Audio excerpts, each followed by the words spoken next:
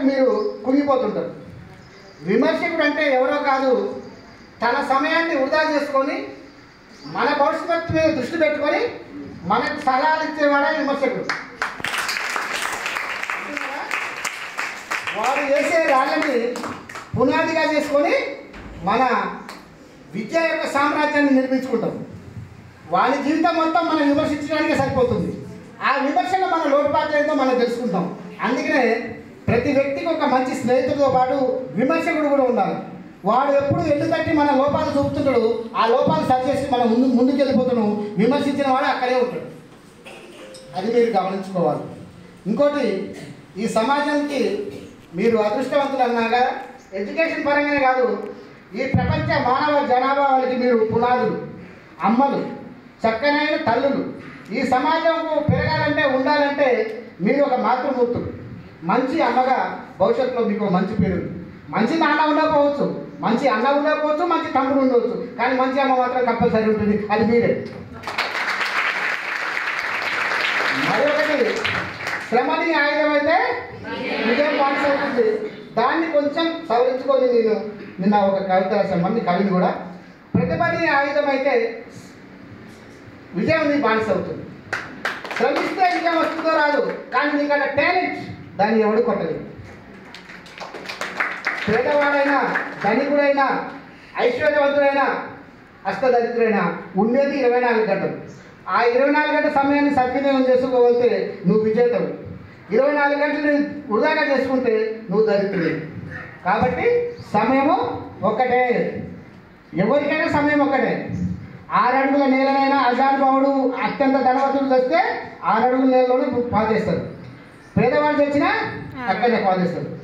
అంటే 24 గంటలు అతనికి ఉంటాయి, అమ్మాయికి 24 గంటలు ఉంటాయి, ఇక్కడ మేడమ్స్ మీకు 24 గంటలు, మాకు 24 ఉంటాయి. అంటే ప్రకృతి వివక్ష చూపలేదు. కానీ మగ అహంకార పురుష సమాజము స్త్రీకి పురుషుడికి కొంత వివక్ష నేర్పింది.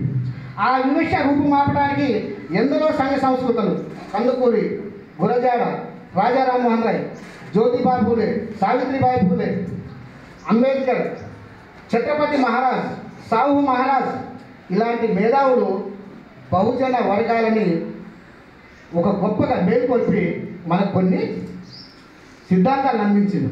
అందుకే మీరు అబ్దుల్ కలాం చెప్పినట్టు కళలు కనండి, వాటిని సాకారం చేసుకోండి. కళలనే ఉంచిపోతే, ఆచరణను నోచుకోకపోతే అవి కళలుగానే నిలుస్తాయి. కళలకు ఆచారం రూపించినప్పుడే అవి సాకారం అవుతుంటాయి. అందుకే బహుజన తత్వవేత్తల జీవితాలన్నీ చదవండి. ఒక నెల్సన్ మండేలా కావచ్చు, ఒక మార్టిన్ లూథర్ కింగ్ కావచ్చు, విదేశీ వాళ్ళు కావచ్చు, స్వదేశీ వాళ్ళు కావచ్చు. కుల, మత, వర్గ, వర్ణ వివక్ష లేని సమాజం కోసం, అంతరాల దొంతరు లేని సమాజం కోసం, మనిషిని మనిషిగా చూసే సమాజం కోసం మీరు పోరాడాలి. మీరు ఇక్కడ నాకు రేణుకనో, కవితనో, ఒక విద్యనో, ఒక అర్షితనో నాకు కనిపించట్లేదు. కొందరు కలెక్టర్లు కనిపిస్తున్నారు, కొందరు ఇంజనీర్లు కనిపిస్తున్నారు, కొందరు డాక్టర్లు కనిపిస్తున్నారు, మరి కొందరు జడ్జీలు కనిపిస్తారు. అవునా కాదా? అన్నీ మీలోనే ఉన్నారు, ఇక్కడే ఉన్నారు, ఎక్కడో లేదు. లక్ష్యాన్ని ఉన్నతంగా ఏర్పాటు చేసుకోండి. మనిషి సింప్లిసిటీ ఉన్నా మీ యొక్క గోల్ హైలీ ఉండాలి. టార్గెట్ పెట్టుకోండి. ప్రజాసేవకు రావడానికి ఒక ఐఏఎస్, ఒక ఐపీఎస్ ఆదర్శంగా తీసుకోండి. లక్ష్యం ఉన్నతంగా ఉండాలి. నీ జీవన విధానం సామాన్యంగా ఉన్నా పర్వాలేదు. ఒకటే, నువ్వు విజయం సాధించే వరకు నువ్వెవరో తెలియడానికి సమాజానికి అవసరం లేదు. ఏనాడైతే నువ్వు విజయం సాధిస్తావో నీ విజయమే పెద్ద శక్తి ఈ సమాజానికి. అవునా కదా?